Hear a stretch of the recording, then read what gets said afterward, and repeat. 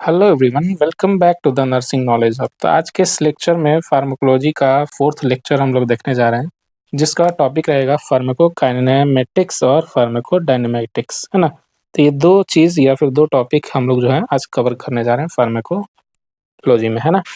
तो स्टार्ट करते हैं। फार्माकोकाइनेमेटिक्स क्या होता है और डायनेमेटिक्स क्या है। तो फार्माको तो दोनों में वर्ड में समय, काइनेटिक्स तो काइनेटिक्स का मतलब ही होता है, हम लोग फिजिक्स में पढ़ेंगे मूवमेंट। तो अगर मूवमेंट से रिलेटेड अगर कोई चीज़ पढ़ते हैं, है ना, तो उसको हम लोग क्या बोलते हैं, काइनेटिक्स। और डायनमो यानी क्या होता है, डायनेमिक्स का मतलब क्या होता है कि चेंज। क्या होता है, चेंज। अगर उसका फॉर्म चेंज होता है जैसे डायनेमिक्स, तो ये क्या हो जाएगा, चेंज। तो अगर मूवमेंट से रिलेटेड कोई भी चीज़ पढ़ते हैं तो वो हम लोग पढ़ते हैं फार्माको काइनेटिक्स के बारे में। अगर ड्रग के जो मोड है वो चेंज हो रहा है, या फिर डायनामोस का मतलब क्या होता है, चेंज हो जाता है, तो वो क्या चेंज ला रहा है, ये हम लोग पढ़ते हैं फार्माको डायनेमिक्स के बारे में। तो फार्माको काइनेटिक्स और फार्माको डायनेमिक्स आई होप आपको समझ में आ गया होगा। तो देख लेते हैं ड्रग का अगर मूवमेंट किस तरह से हो रहा है, ठीक है, हमारे शरीर में। तो ये सारा चीज़, इससे रिलेटेड सारा चीज़ हम लोग पढ़ते हैं किसमें, फार्माको काइनेटिक्स के बारे में। Movement of drug in body, तो ये फार्माकोकाइनेटिक्स में हम लोग क्या पढ़ते हैं, movement of drug in body, ठीक है। अब डायनेमिक्स क्या होता है, फार्माकोडायनेमिक्स हम लोग पढ़ लेते हैं। तो drug induce changes in body, यानी ड्रग जो है क्या चेंज ला रहा है हमारे बॉडी के अंदर। तो ये सारा चीज यानी चेंज जो भी लाएगा हमारे बॉडी के अंदर, वो सारा चीज हम लोग पढ़ते हैं किसमें, डेट इज फार्माकोडायनेमिक्स में। तो ड्रग जो है डायनमोस यानी क्या क्या बॉडी के अंदर चेंज कर रहा है। हमेशा याद रखेंगे बॉडी के अंदर क्या चेंज कर रहा है ना, बॉडी के अंदर जो भी चेंजेस लाता है वो होता है हमारा, डेट इज फार्माकोडायनेमिक्स, है ना। Let's start. अब हम लोग करते हैं फार्माकोकाइनेटिक्स का एक ओवरव्यू हम लोग लेने जाते हैं। डेट इज क्या होता है, सबसे पहले हम लोग क्या करेंगे, ड्रग को इंजेस्ट करते हैं, यानी ड्रग हम लोग मुंह के अंदर या फिर लेते हैं, ठीक है।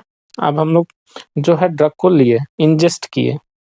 अगर लोकल भाषा में बोला जाए तो हम लोग क्या किए, ड्रग को खाए, ठीक है। ड्रग अब हम लोग खा लिए। अब हम लोग देख लेते हैं ड्रग का जो है फिर क्या होगा आगे, एब्जॉर्प्शन स्टार्ट होगा, है ना। एब्जॉर्प्शन के बाद क्या होता है, मेटाबॉलिज्म होता है, डिस्ट्रीब्यूशन होता है। डिस्ट्रीब्यूशन कहाँ कहाँ हो सकता है, मसल में हो सकता है, एडिपोज टिश्यू, और उसके बाद क्या होता है, एक्सक्रीशन होता है। तो फार्माकोकाइनेटिक्स में एक मिनोमिक्स आता है, यानी एक इसका शॉर्ट ट्रिक होता है जिसको हम लोग याद रखते हैं ADME, है ना। तो ADME क्या होता है, ए से हो जाएगा एब्जॉर्प्शन, उसके बाद हो जाएगा डिस्ट्रीब्यूशन और डाइजेशन, उसके बाद एम से मेटाबॉलिज्म और लास्ट में एक्सक्रीशन। तो ये ADME जो मिनोमिक्स है या फिर शॉर्ट ट्रिक है, ये हम लोग पढ़ते हैं किस में, फार्माकोकाइनेटिक में, ठीक है। अब आगे हम लोग देख लेते हैं मेटाबॉलिज्म में। तो मेटाबॉलिज्म क्या होता है, नॉन वाटर सॉल्युबल या फिर लिपिड सॉल्युबल से वाटर सॉल्युबल में इसको क्या करता है, कन्वर्ट करता है। यानी अगर कोई चीज़ है वो नॉन सॉल्युबल है किस में, वाटर में, तो उसको वाटर में छोटे छोटे टुकड़ों में लीवर हमारा क्या करता है, चेंज करता है, ठीक है। उस जिसको हम लोग बोलते हैं इमल्सिफिकेशन, यानी क्या करता है, वो इमल्सिफाई करता है, ठीक है। अब वो टारगेट ऑर्गन पे पहुंचेगा। तो मान लीजिए कोई दवा खाए हम लोग, तो दवा खाने से पहले हमारा क्या था, चेंज था हमारा, बीपी था मान लीजिए 140/90, और उसके खाने के बाद जो है हमारा बीपी नॉर्मल हो गया, 120/80 हो गया। तो ये हो गया हमारा क्या, डेट इज क्या हो जाएगा हमारा, डायनेमिक्स।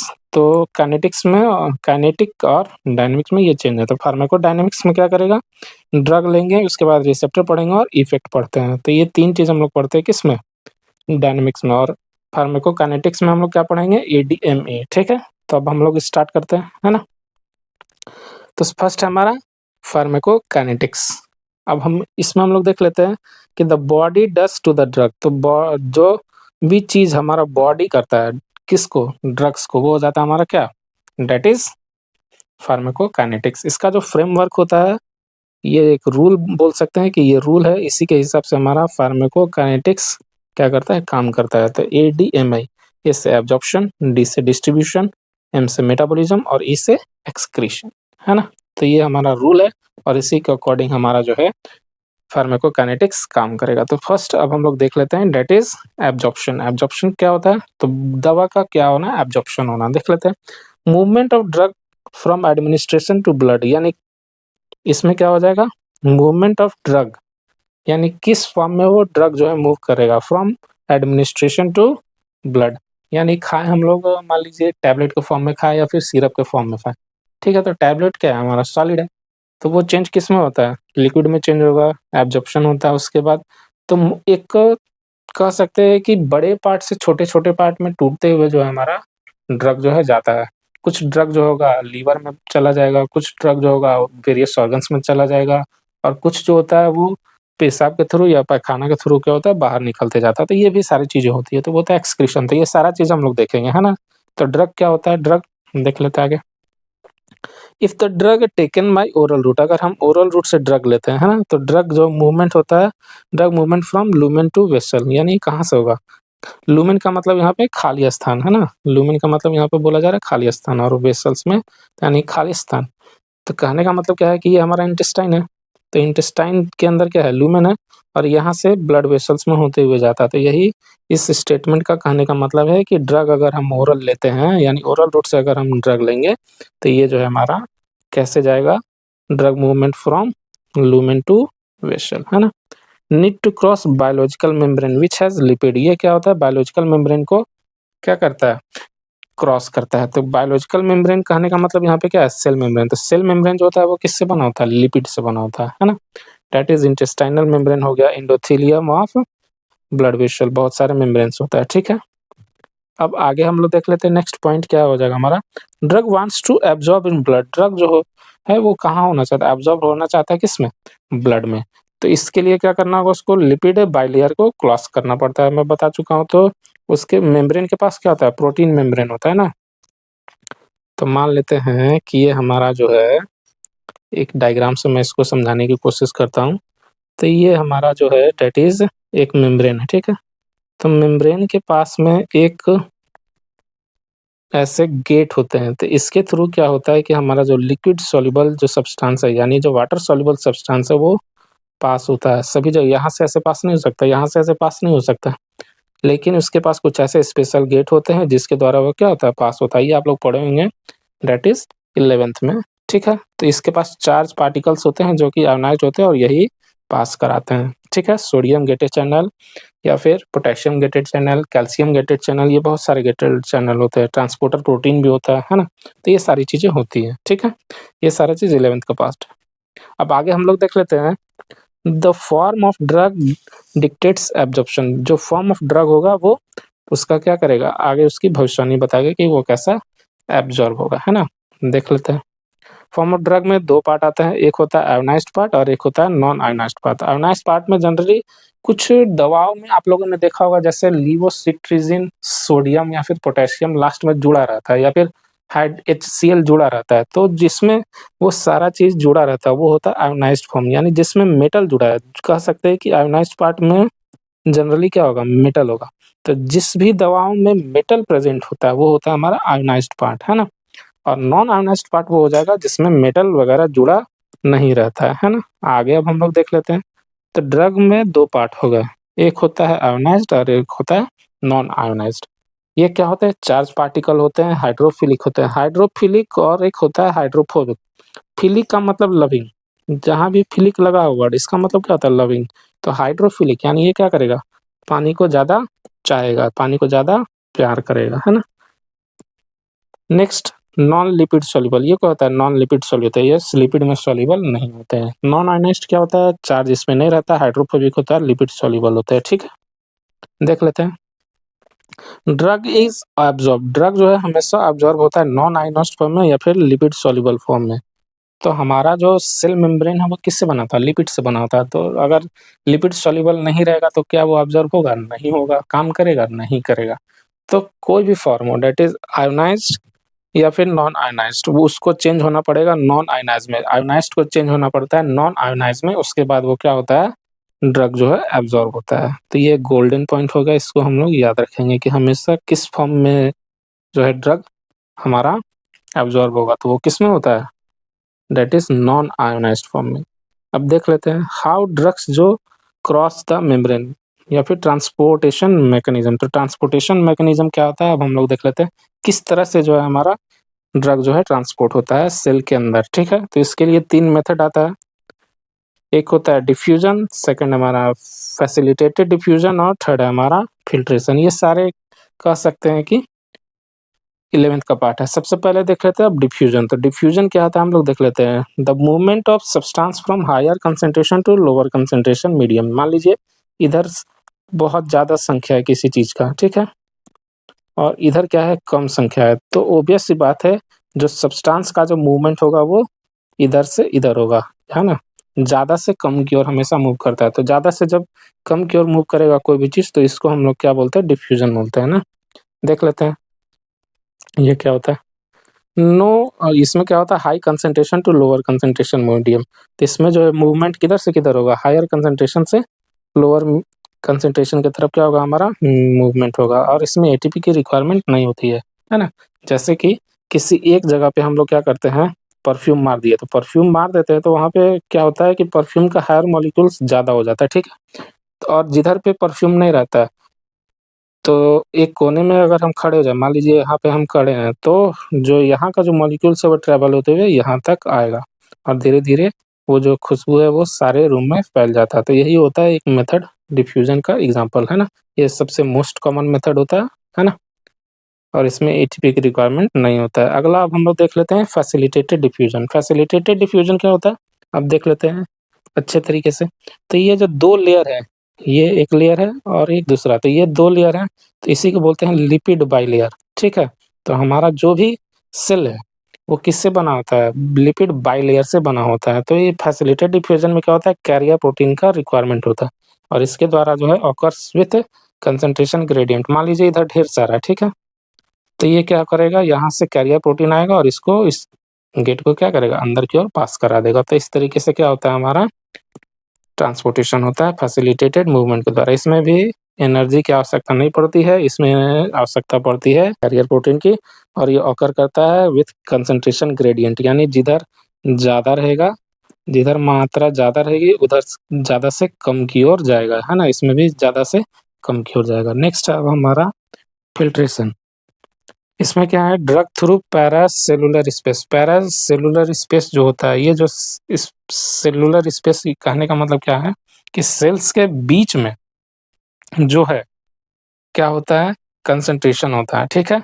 और ये जो होता है फिल्ट्रेशन क्या होता है, ड्रग ड्रग थ्रू पैरासेलुलर स्पेस। ये जो स्पेस है ना, ये सारा स्पेस जो है, इसको मैं अगर जूम करके दिखा दूँ तो ये सारा जो स्पेस है, यहाँ पे मान लीजिए एक ड्रग है, तो यहाँ से इसमें भी मूवमेंट किधर की ओर होगा, हाई से लो की ओर होगा। तो इधर से ज़्यादा है तो कुछ लिख करके इधर से ऐसे चला जाएगा एक सेल से दूसरे सेल के अंदर, यानी बाहर से अंदर की ओर जाएगा। तो यही हमारा फिल्ट्रेशन। अब देख लेते हैं एब्जॉर्प्शन फैक्टर। एब्जॉर्प्शन फैक्टर क्या होता है, अब हम लोग देख लेते हैं। इसमें क्या होता है, मीडियम और साइट, या तो मीडियम में होता है या फिर साइट में होता है। जैसे ब्लड में घुल के चला जाए, तो ब्लड में दवा घुल गया, तो ऐसा नहीं है कि सभी जगह एब्ज़ॉर्ब हो जाएगा, कुछ स्पेसिफिक साइट होते होंगे, वहाँ पे क्या होता है, एब्ज़ॉर्ब होता है, सभी जगह एब्ज़ॉर्ब नहीं होता। तो मीडियम क्या होता है, इसमें देख लेते हैं। तो मीडियम में क्या होगा, डिपेंड्स अपॉन पीएच। ये क्या होता है, पीएच पे डिपेंड करता है ना। तो 2 तरह का पीएच, एसिडिक पीएच और बेसिक पीएच, है ना, 2 तरह का पीएच हो गया। अब हम लोग देख लेते हैं। तो एसिडिक पीएच कहाँ पे होता है, स्टोमक में होता है, और बेसिक पीएच क्या होता है, इंटेस्टाइन में होता है। तो मीडियम पे भी डिपेंड करता है ना, दैट इज़ वो एसिडिक है कि बेसिक है, इस पे भी क्या करेगा, हमारा डिपेंड करता है। तो कुछ दवाएँ होती हैं जो एसिड होती हैं, तो वो बेसिक मीडियम में एब्ज़ॉर्ब होगा, है ना, और बेसिक वाला एसिड में एब्ज़ॉर्ब होता है। देख लेते हैं। If medium is same drug can pass, तो ड्रग क्या हो जाएगा, पास हो जाएगा। जैसे कि एसिड वाला है तो एसिड में क्या हो जाएगा, पास हो जाएगा, है ना। एब्ज़ॉर्ब होता है अपोजिट मीडियम में। तो अभी मैं बता रहा था कि एसिड वाला बेसिक में एब्ज़ॉर्ब हो जाएगा, तो जब एब्ज़ॉर्ब होगा तो एसिड बेस रिएक्शन हो जाएगा ना, तो वहाँ पे दवा नष्ट हो जाएगी।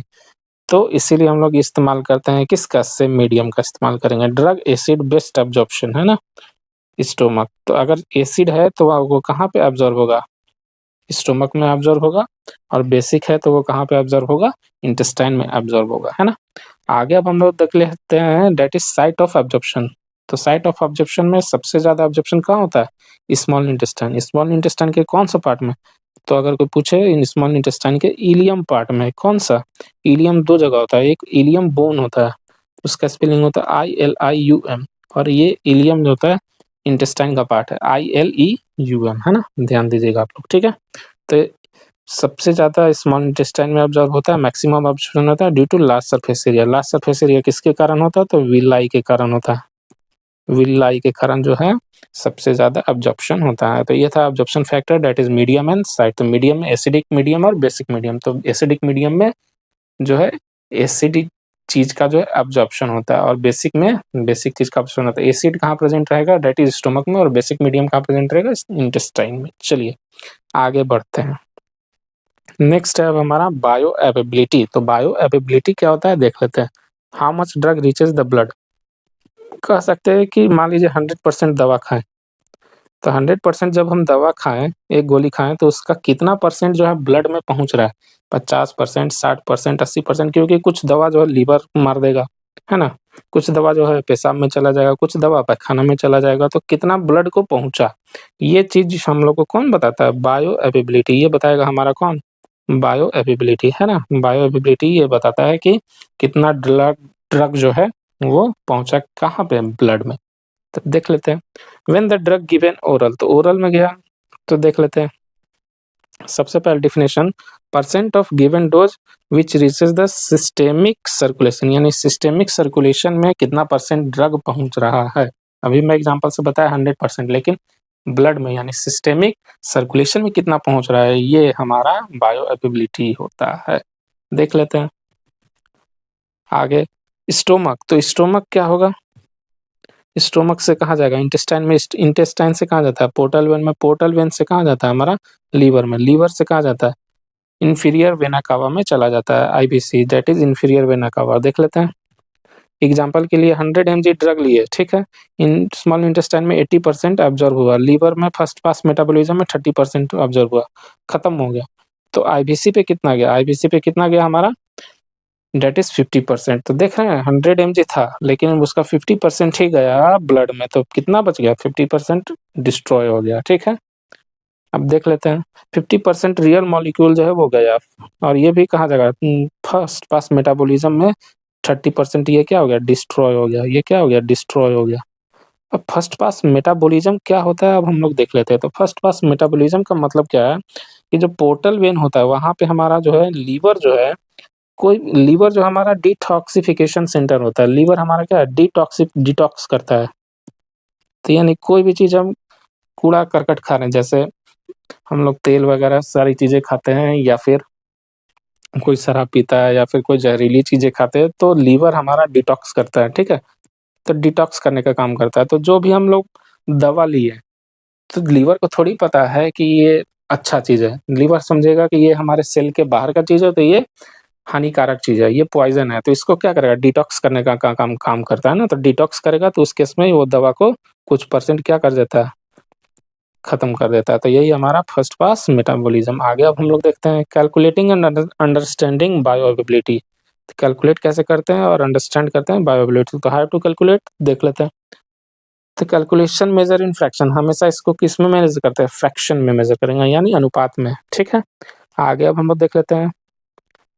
गिवन डोज 100 mg दिए हैं, तो एब्जॉर्प्शन कितना हुआ, 50 mg, तो ये कितना हो गया, 0.5। बायो अवेबिलिटी कितना हो गया, दैट इज 50/100, यानी 50/100 तो कितना हो गया, 0.5, है ना। तो 0.5 उसका क्या होगा, बायो अवेबिलिटी हो गया। देख लेते हैं आगे। Factors on which bio availability depends. तो फैक्टर्स ऐसे क्या क्या हैं जिसके ऊपर बायो अवेबिलिटी हमारा डिपेंड करता है। तो फर्स्ट हमारा क्या है, एब्जॉर्प्शन और फर्स्ट पास मेटाबॉलिज्म। तो एब्जॉर्प्शन अगर ज़्यादा रहेगा तो बायोअवेबिलिटी भी ज़्यादा होगा, है ना। अगर एब्जॉर्प्शन कम होगा तो बायोअवेबिलिटी भी क्या होगा, कम होगा, है ना। ये तो सिंपल सी बात है। तो कह सकते हैं कि बायोअवेबिलिटी इज डायरेक्टली प्रोपोर्शनल, यानी डायरेक्टली प्रोपोर्शनल टू क्या हो जाएगा, एब्जॉर्प्शन। अगर एब्जॉर्प्शन उसका ज़्यादा होगा तो क्या हो जाएगा, वो ज़्यादा बायो अवेलेबल होगा, और अगर कम रहेगा तो वो क्या होगा, कम होगा, है। नोट पॉइंट देख लेते हैं क्या, कि bio availability of drug can be given by IV route 100%। तो अगर हम लोग आईवी पर दे रहे हैं, यानी इंट्रावेनस दे रहे हैं, तो इंट्रावेनस का एंगल कितना होता है, ये आप लोग हमेशा बताइएगा।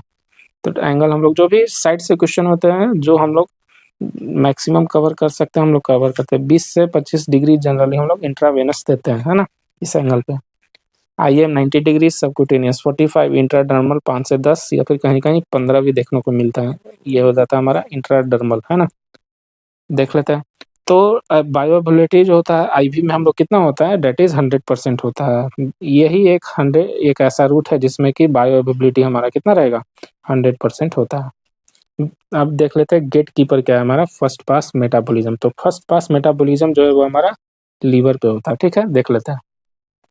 तो कहाँ पे होता है, हमेशा लीवर में होता है, ठीक है। If first pass metabolism increases तो बायोअवेलेबिलिटी डिक्रीजेस। अगर फर्स्ट पास मेटाबॉलिज्म ज़्यादा होगा तो उसका बायोअवेलेबिलिटी कम होगा। तो बायो कह सकते हैं कि बायो अवेबिलिटी, शॉर्ट फॉर्म में इसको हम लोग बीवी लिख देते हैं, है ना। तो बीवी अगर मैं लिखूं तो BV is inversely proportional to first pass metabolism, है ना। तो ये इनवर्सली प्रोपोर्शनल हो जाएगा। बीवी जो होता है डायरेक्टली प्रोपोर्शनल होता है एब्जॉर्प्शन के, लेकिन इनवर्सली प्रोपोर्शनल होगा फर्स्ट पास मेटाबॉलिज्म के, है ना। अब हम लोग देख लेते हैं next point, that is high first pass metabolism, है ना। फर्स्ट पास मेटाबॉलिज्म अगर ज़्यादा रहेगा तो किसके लिए ज़्यादा होता है, देख लेते हैं। लिग्नोकेन के लिए, प्रोपेनॉल के लिए, और ग्लिसरोनाइट्रेट दैट इज जीटीएन। ये नाइट्राइड जो होता है वो हार्ट अटैक के केस में नाइट्रस ऑक्साइड रिलीज करता है, दैट इज नाइट्रोग्लिसरीन, है ना। ये मैं बता चुका हूँ, यही जो है ब्लड वेसल्स को डायलेट करता है। GTN high first pass metabolism, है ना। तो इन सभी चीज़ों का क्या होता है, फर्स्ट पास मेटाबॉलिज्म क्या होता है, ज़्यादा होता है। इसमें क्या क्या आएगा, लिग्नोकेन आएगा, प्रोपेनॉल आएगा, और ग्लिसरीन नाइट्रेट आएगा। तो ग्लिसरीन नाइट्रेट का जो है जनरली हम लोग सबलिंगुअल देते हैं, मैं बताया था कि सबलिंगुअल देते हैं। क्यों देते हैं, क्योंकि इसका फर्स्ट पास मेटाबॉलिज्म क्या है, ज़्यादा है, तो ये इसका बायोअवेलेबिलिटी कम होगा और धीरे-धीरे काम करता है। और सबलिंगुअल में बहुत तेज़ी से काम करता है ना, तो बहुत तेज़ी से काम करेगा तो उस केस में जल्दी एब्जॉर्ब होगा और जल्दी काम करेगा। So given sublingual route resulting directly absorb in the blood, ये मैं बता चुका हूँ, ठीक है। अब ड्रग डिस्ट्रीब्यूशन देख लेते हैं। तो drug distribution reaching the tissues में ड्रग डिस्ट्रीब्यूशन कैसे हो रहा है और कैसे। तो ड्रग डिस्ट्रीब्यूशन में देख लेते हैं, movement of drug from blood to tissue, blood test से टिश्यू में कैसे जाएगा, टारगेट ऑर्गन पे कैसे जाता है, ये हम लोग देख लेते हैं। Distribution can be measured by AVD, apparent volume of distribution. Apparent volume of distribution unit क्या रहेगा, लीटर। इसका यूनिट क्या रहता है, लीटर में रहता है। यानी ब्लड से ये सेल में जा रहा है इस तरह से, है ना। तो ये हो जाएगा हमारा क्या, drug distribution. If drug distribution has high volume of distribution, यानी बहुत ज़्यादा वॉल्यूम है। मान लेते हैं, एक एग्जांपल से आप लोग समझ में आ जाएगा, आप लोग को मैं बता रहा हूँ, अच्छे तरीके से इसको समझाता हूँ। तो कहने का मतलब क्या है कि यहाँ पे बहुत ज़्यादा है, ठीक है। ये ब्लड में कंसंट्रेशन अगर बहुत ज़्यादा रहेगा तो उतना ही ज़्यादा जो होगा ट्रेवल करेगा, इधर से ब्लड से टिश्यू में आएगा, है ना। अगर वॉल्यूम इसका कम रहेगा तो कम डिस्ट्रीब्यूशन होगा, है ना, ठीक है।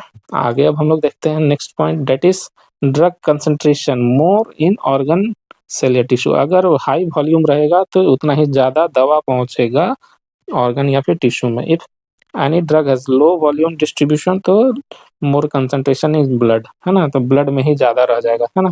कहने का मतलब क्या है कि अगर ब्लड में ज़्यादा रहेगा, है ना, अगर ब्लड में ज़्यादा रहेगा तो ब्लड से टिश्यू में उतना ही ज़्यादा आएगा। लेकिन अगर ब्लड में ही कम रहेगा तो ब्लड में ही रह जाएगा, टिश्यू में नहीं आएगा, है ना।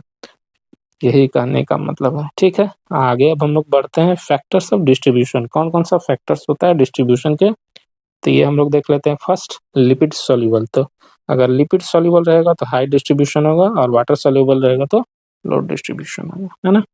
नेक्स्ट अब हम लोग देख लेते हैं plasma binding protein. Plasma protein binding एक ही बात है। तो प्लाज्मा प्रोटीन बाइंडिंग जो होता है अगर ज़्यादा रहेगा तो डिस्ट्रीब्यूशन कम होगा, है ना। प्लाज्मा में, प्लाज्मा का कहने का मतलब यहाँ पे प्लाज्मा का मतलब हो जाएगा सेल मेम्ब्रेन। तो सेल मेम्ब्रेन में कुछ ऐसे प्रोटीन होते हैं जो सारे सेल मेम्ब्रेन जो है वो हमारा सिलेक्टिव परमिएबल है। तो सिलेक्टिव परमिएबल है तो कुछ ही चीज़ों को अंदर आने देता है और कुछ ही चीज़ों को बाहर जाने देता है। ऐसा नहीं है कि आओ सनम जाओ सनम, ऐसा कुछ नहीं है, ठीक है। तो ये सिलेक्टिव परमिएबल है, तो सिलेक्टिव परमिएबल है तो इसका मतलब क्या हुआ कि अगर वहाँ पे प्लाज्मा प्रोटीन बाइंडिंग अगर ज़्यादा होगा तो वहीं पे गेट चेकर होता है, बोलते हैं ना कि दरबान है वहाँ पे। तो दरबान है तो अगर वहीं पे वो क्या करेगा, रोक देगा, तो इससे क्या होगा, डिस्ट्रीब्यूशन क्या हो जाएगा, कम हो जाएगा। देख लेते हैं क्लिनिकल नोट, इसमें लोडिंग डोज है। तो लोडिंग डोज क्या होता है देख लेते हैं। High dose of drug given to maintain specific plasma concentration, यानी हाई डोज देते हैं ड्रग का ताकि प्लाज्मा कंसंट्रेशन जो है वो मेंटेन रह सके। To achieve high plasma concentration for a short period of time. तो लोडिंग डोज में जनरली क्वेश्चन पूछा जाता है लोडिंग डोज में कि MgSO4 प्रेगनेंसी में हम लोग इक्लेम्सिया में इस्तेमाल करते हैं मैग्नीशियम सल्फेट, है ना? तो मैग्नीशियम सल्फेट का लोडिंग डोज कितना होता है? तो ये क्वेश्चन पूछता है, तो 14 mg होता है। कितना होता है? 14 mg। तो 14 mg कैसे देते हैं हम लोग? 2 बटक है हमारे, तो दोनों बटक में 5 mg देंगे इधर और 5 mg देंगे IM और 4 mg देते हैं IV। तो ये हमारा लोडिंग डोज।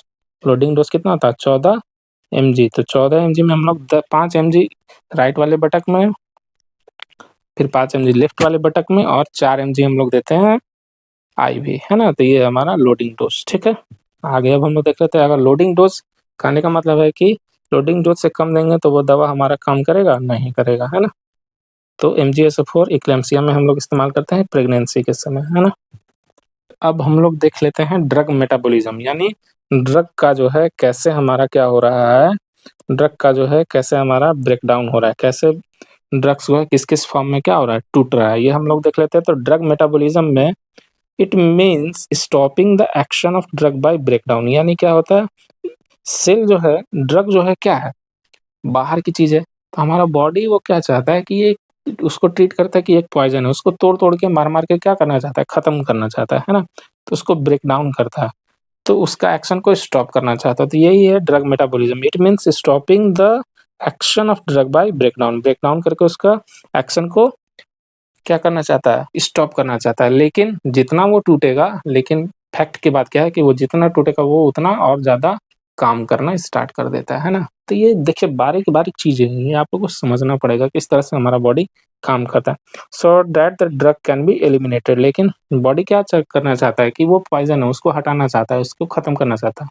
इसीलिए उसको छोटे-छोटे पार्ट में तोड़ता है, लेकिन वो जितना छोटे-छोटे पार्ट में तोड़ेगा, वो क्या होगा, अच्छा होते जाएगा। हमारे शरीर के लिए वो उतना अच्छा काम करेगा, है ना? तो ड्रग एक्टिव है, देख लेते हैं। तो एक्टिव ड्रग है, ये ब्रेकडाउन होगा और इनएक्टिव इफेक्ट में जाएगा और एलिमिनेशन होता है, ठीक है? इसी को हम लोग क्या बोलते हैं, बायो ट्रांसफॉर्मेशन।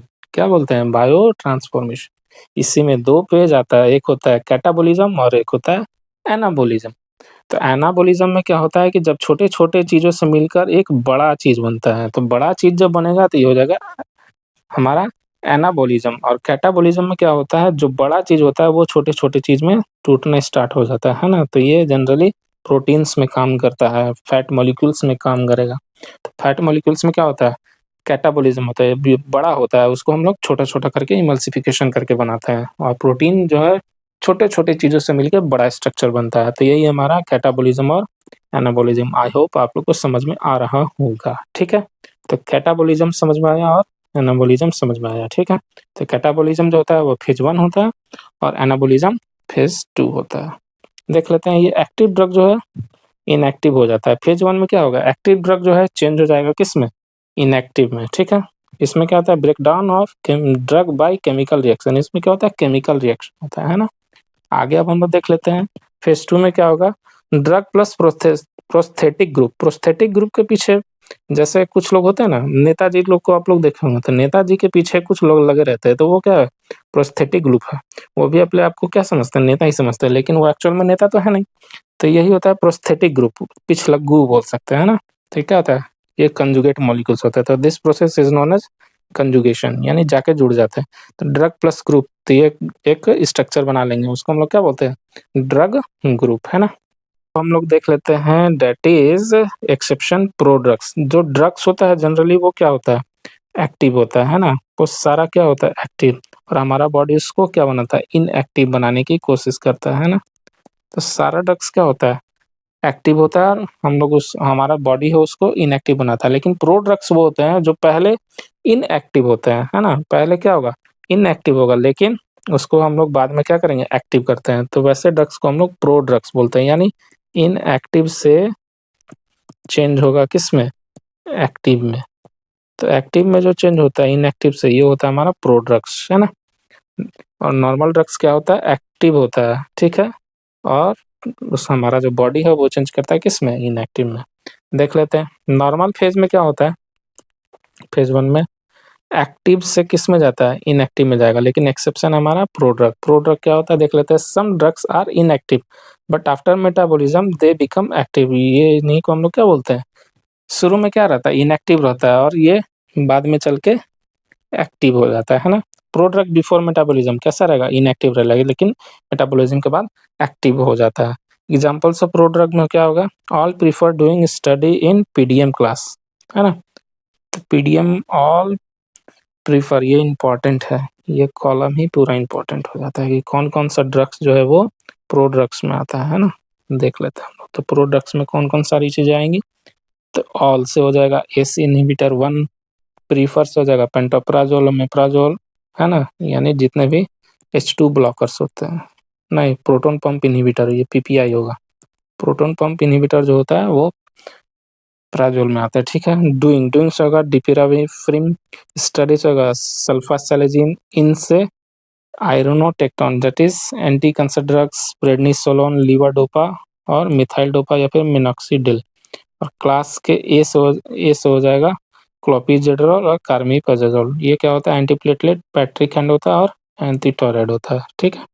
तो ये सारे जो ड्रग्स हैं जो भी मैं बताया हूँ एग्जांपल, ये क्या है, प्रोड्रग्स होते हैं। These are the examples of prodrugs. इसका आप लोग एक स्क्रीनशॉट जरूर ले लीजिएगा, ये एग्जाम्स में पूछता है कि which of the following is a prodrug. तो ऑल प्रीफर, क्या है, all prefer doing study in PDM classes, ठीक है। आगे अब हम लोग देख लेते हैं that is drug interaction in metabolism. अब मेटाबॉलिज्म में अब हम लोग आ जाते हैं। तो metabolism of drug can be done by microsomal enzyme. तो माइक्रोजोम्स क्या है, ड्रग को तोड़ने का काम करेगा। Drug interacts by microsomal enzyme, तो माइक्रोजोमल एंजाइम से क्या होगा, मेटाबॉलिज्म होता है, ठीक है। एंजाइम इंड्यूसर और एंजाइम इनहिबिटर, अब दो चीज आता है माइक्रोजोमल एंजाइम में, एक होता है इनहिबिटर और एक होता है इंड्यूसर। देख लेते हैं। तो ये क्या करता है, एंजाइम एक्टिविटी को क्या करेगा, बढ़ाएगा, ठीक है। तो इसमें क्या होगा, drug breaks rapidly plus drug failure, ठीक है। इसमें क्या होता है, तेजी से काम करता है। इंड्यूसर ये क्या करेगा, किसी भी रिएक्शन को बढ़ा देता है। तो इसमें क्या क्या एग्जांपल आ जाएगा, जीपीआरएस, जीपीआरएस यानी जीपीआरएस होता है, और सेलफोन, जीपीआरएस सेलफोन। तो जी से हो जाएगा ग्राइसियोफुल्विन, पी से फेनेटोइन, आर से रिफैम्पिसिन, एस से स्मोकिंग, सेल से कार्बामेजेपाइन और फोन से फिनोबार्बिटोन, है ना। और एंजाइम इनहिबिटर में आ जाएगा कौन कौन, ये क्या करता है, एंजाइम एक्टिविटी को क्या करता है, डिक्रीज करता है। ये ड्रग टॉक्सिसिटी कराता है बिकॉज ऑफ डिक्रीज्ड मेटाबॉलिज्म। इससे क्या हो जाएगा, मेटाबॉलिज्म क्या हो जाता है, डिक्रीज हो जाता है ना। इसमें क्या हो जाएगा, वीटा के can cause enzyme inhibitor grape जी, ठीक है। तो इसमें देख लेते हैं, वेलप्रोइट होता है, सोडियम वेलप्रोइट, कीटोकोनाजोल, सिमेटिडीन, सिप्रोफ्लोक्सासिन या फिर अजिथ्रोमाइसिन, एरिथ्रोमाइसिन, आइसोनियाजाइड और ग्रेपचूस। तो ये सारी चीज होते हैं एंजाइम इनहिबिटर होते हैं। ये क्या करता है, ड्रग टॉक्सिसिटी कराता है। तो देख लेते हैं आगे। एक क्वेश्चन क्या है, एक 26 साल की महिला है जो कि ओरल कॉन्ट्रासेप्टिव पिल लेती है, उसके पास हिस्ट्री क्या है, टीबी था और एटीटी था। एंटी ट्यूबरकुलोसिस थेरेपी में वो चल रही थी, जिसमें दवा चल रहा था हमारा rifampicin. Can see conceive pregnancy, तो कैन प्रेगनेंसी कंसीव करेगी तो रिफैम्पिसिन क्या है, रिफैम्पिसिन है हमारा कौन सा, रिफैम्पिसिन हमारा एंजाइम इंड्यूस एंजाइम। तो ये इंड्यूस एंजाइम रहेगा, तो इससे क्या होगा, हाँ तो वो कंसीव कर सकती है, ड्रग टॉक्सिसिटी नहीं न करा रहा है, ठीक है। अब लास्ट है हमारा एक्सक्रीशन। तो रिमूविंग द ड्रग कैसे कैसे रिमूव होता है, तो रिमूव कौन कौन करेगा, लीवर करता है, लंग्स करता है, ब्रेस्ट मिल्क करेगा, सलाइवा करेगा और स्वेट करेगा, है ना। ड्रग एक्सक्रीशन में मेजर साइट क्या होता है, किडनी, है ना।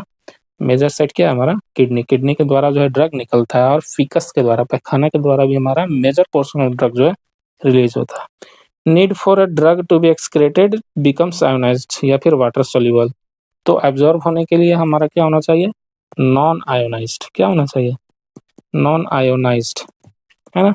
और लेकिन एक्सक्रीशन के लिए यानी निकलने के लिए क्या होना चाहिए, आयोनाइज्ड होना चाहिए। देखिए खेल, कभी आयोनाइज्ड कभी नॉन आयोनाइज्ड, तो आपको याद रखना है कि कब आयोनाइज्ड है और कब नॉन आयोनाइज्ड है ना। रीनल एक्सक्रीशन में क्या होता है देख लेते हैं, ग्लोमेरुलर फिल्ट्रेशन। ग्लोमेरुलस फिल्ट्रेशन क्या होना चाहिए, 20% से ज़्यादा यानी मोर देन 20% जो है ड्रग एक्सक्रीट होता है किसके द्वारा, ग्लोमेरुलर फिल्ट्रेशन के द्वारा। इसमें क्या होता है, दोनों टाइप के ड्रग यानी लिपिड प्लस वाटर दोनों फिल्ट्रेशन जो रेट होता है वो इन्वर्सली प्रोपोर्शनल होता है पीपीवी यानी प्रोटोन प्लाज्मा प्रोटीन बाइंडिंग से, है ना। अगर प्लाज्मा प्रोटीन ज़्यादा बाइंडिंग प्रोटीन ज़्यादा होगा तो फिल्ट्रेशन क्या हो जाएगा, कम हो जाएगा, यानी एक बढ़े दूसरा घटे, ठीक है। सेकंड हमारा ट्यूबुलर सिक्रेशन, तो ये क्या होता है, drug directly secreted from blood to tubules, ब्लड से कहाँ पे चला जाएगा, ट्यूब्यूल में चला जाएगा, ठीक है। द रेट ऑफ रिमूवल, तो रेट ऑफ रिमूवल यानी काइनेटिक्स ऑफ ड्रग एलिमिनेशन देख लेते हैं। तो दो तरह का होता है, एक होता है जीरो ऑर्डर और एक होता है फर्स्ट ऑर्डर। तो जीरो ऑर्डर कौन कौन सा करता है, वारफेरिन करता है, अल्कोहल करता है, थियोफाइलिन करेगा, टोलबुटामाइड करेगा और फेनेटोइन। तो ये सारे ड्रग्स जो हैं जीरो ऑर्डर को फॉलो करते हैं, और इसके अलावा जितने भी ड्रग्स हैं वो सारे कौन से करेंगे, फर्स्ट ऑर्डर करेंगे। नेक्स्ट सेक्शन फार्माकोकाइनेटिक्स के बाद डेट इज फार्माकोडायनेमिक्स। ये क्या होता है, what does the drug does to the body, यानी ड्रग जो है बॉडी के साथ क्या करता है। तो ड्रग के साथ, ड्रग जब हम लेते हैं तो वो क्या होता है, एफिनिटी होता है। तो एफिनिटी का मतलब कहाँ पे बाइंड होगा, वो रिसेप्टर में बाइंड होगा, और रिसेप्टर में बाइंड होकर अपना एफिकेसी को क्या करता है, बढ़ाता है। इस कारण से क्या होता है, बीपी बढ़ भी सकता है और घट भी सकता है। देख लेते हैं ये क्या होता है। तो एफिनिटी का मतलब क्या होता है, ability of drug to bind with receptor, receptor के साथ बाइंड करने को हम लोग क्या बोलते हैं, एफिनिटी बोलते हैं, है ना। रिसेप्टर्स बहुत तरह का होता है, ध्यान दीजिएगा। तो कुछ दवा जो स्पेसिफिक रिसेप्टर पर जाके ही काम करे, ऐसा नहीं कि सभी जगह काम करना है ना। एफिकेसी क्या होता है, ability to produce an action after binding to receptor, action produce करना, बाइंड तो होगा, वहां पे जाकर बैठेगा, कुछ काम कर ही नहीं रहा है तो कोई फायदा होगा, कोई फायदा नहीं होगा। तो एक्शन भी करना, वहां पर जाकर क्या करना, उसको काम भी करना, तो ये किस में हो जाएगा, एफिकेसी में हो जाएगा। Maximum clinical effect produced by drug, यानी क्लिनिकल इफेक्ट जैसे दवा खाएं, अब रिसेप्टर के द्वारा ऑब्जर्व तो होगा, बुखार कम करने की दवा खा ली है लेकिन वो काम कर ही नहीं रहा है तो क्या फायदा, तो एफिकेसी उसका क्या हो जाएगा, जीरो हो जाएगा। अब आ जाते हैं drug potency, drug dose of drug required to produce effect, ठीक है। अब जनरली हम लोग क्या करते हैं, 500 mg का दवा खाते हैं बुखार को कम करने के लिए मिनिमम, है ना, एडल्ट का डोज। अब मान लीजिए कोई आदमी 100 mg खा लेगा तो क्या वो उसका बुखार कम हो जाएगा, नहीं होगा, क्योंकि एक स्पेसिफिक डोज होता है, ठीक है। वो डोज जरूरी है ताकि वो आदमी ठीक हो सके, उस आदमी में इफेक्ट ला सके। तो इफेक्ट लाने के लिए डोज का अमाउंट बहुत ज़रूरी है, डोज कैलकुलेशन बहुत ज़रूरी होता है ना। कुछ ड्रग ऐसे होते हैं जिनका डोज कैलकुलेशन बहुत इंपॉर्टेंट होता है, जैसे कि डोपामिन वगैरह, है ना। अगर ज़्यादा देंगे तो वो दिक्कत हो जाएगा, जैसे एड्रेनलिन भी होता है, ये सब का डोज बहुत कैलकुलेटेड होता है। नेक्स्ट अब हम लोग देख लेते हैं drug receptor interaction, drug receptor और इंटरेक्शन कैसे कैसे होता है। तो इसमें स्पेक्ट्रम इफेक्ट में हम लोग देख लेते हैं, ठीक है। तो बीटा 1 रिसेप्टर ये क्या करता है, हार्ट रेट को क्या करता है, नॉर्मल करता है ना। अगर हार्ट रेट बिलो रहेगा तो उसको क्या करेगा, नॉर्मल करेगा, ठीक है, बीट पर मिनट। अगर हार्ट रेट कम है तो बीटा 1 रिसेप्टर क्या करेगा, उसको बढ़ाता है। एगोनिस्ट फुल और पार्शियल एगोनिस्ट और एंटागोनिस्ट और इनवर्स गोनिस्ट, ये क्या करता है देख लेते हैं। एगोनिस्ट, तो एगोनिस्ट क्या करता है, एगोनिस्ट क्या करता है, मान लीजिए कि हार्ट रेट क्या है 60 है ना। तो 60 है, ये क्या होता है, नॉर्मल कंडीशन है।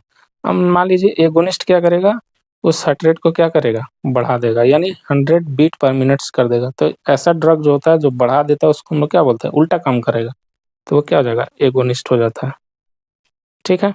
उसके बाद हो जाएगा हमारा क्या, एट अब जो होगा पार्शियल एगोनिस्ट होगा, वो क्या करेगा, कम कर देगा, बढ़ाएगा लेकिन उतना नहीं बढ़ाएगा, ठीक है।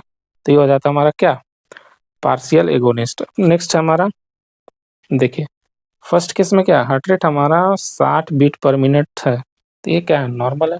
नॉर्मल कितना हो चाहिए, 72 अप्रोक्स मान के चलते हैं।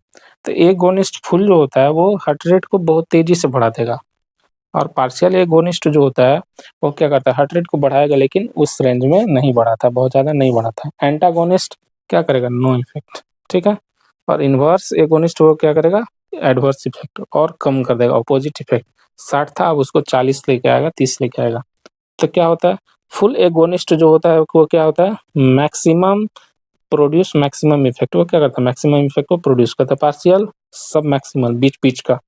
एंटागोनिस्ट नो इफेक्ट और इन्वर्स एगोनिस्ट जो होता है अपोजिट इफेक्ट करता है।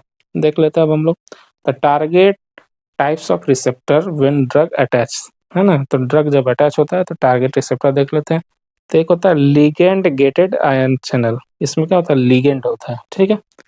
तो लिगेंड का मतलब क्या होता है ये हम लोग समझ लेते हैं। लिगेंड्स क्या होते हैं, तो लिगेंड्स ऐसे सब्सटेंस होते हैं जो पीछे मैं बताया था ना, पीछे लग्गू होता है, नेताजी के पीछे पीछे चलते हैं, तो वो सब क्या होता है लिगेंड्स होता है, ठीक है, बिना चार्ज के होता है। तो लिगेंड्स वाले कौन से होंगे, गाबा होता है, ग्लूटामेट होता है, 5-HT रिसेप्टर होता है और निकोटीन रिसेप्टर होता है। तो ये सारे क्या होते हैं लिगेंड्स होते हैं, है ना। ये अपने काम नहीं करेंगे, लेकिन जब कोई काम करेगा तब जाके काम करेंगे, है ना। इस तरह से काम करते हैं, ठीक है। तो ये था हमारा क्या लिगेंड्स।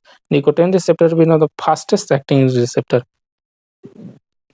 तो ये जब कोई आएगा तभी काम करेंगे और बहुत तेजी से काम करता है। आगे अब हम लोग देख लेते हैं इंजाइम रिसेप्टर। तो इंजाइम को रिसेप्ट करते हैं, यानी इंजाइम्स को ये क्या करेंगे पकड़ेंगे, है ना।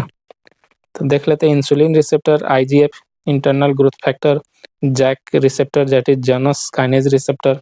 ये क्या करता है कि हार्मोन बाइंड करता है ना। इसमें कौन कौन सा हार्मोन बाइंड करते हैं, जैक रिसेप्टर की बात कर रहा है, ठीक है। तो जीएच, प्रोलैक्टिन और साइटोकाइंस, ये हमारा क्या है रिसेप्टर है। यहाँ पे हार्मोन जाके ट्रायंगल जो है ये बाइंड हो रहा है, तो इससे क्या होगा हमारा एक्टिवेट हो जाएगा, है ना। खाली जगह होता है। देख लेते हैं अब हमारा न्यूक्लियर रिसेप्टर। कुछ होते हैं जो न्यूक्लियस के अंदर रिसेप्टर होते हैं, दैट इज साइटोप्लाज्म के अंदर। तो ये कौन सा होता है T3 और T4, जितने भी फैट सोल्यूबल या फिर स्टेरॉइड सोल्यूबल होते हैं, यानी स्टेरॉइड होते हैं, ठीक है। तो ये सारे क्या होते हैं हमारा न्यूक्लियर रिसेप्टर के अंदर आते हैं, ठीक है।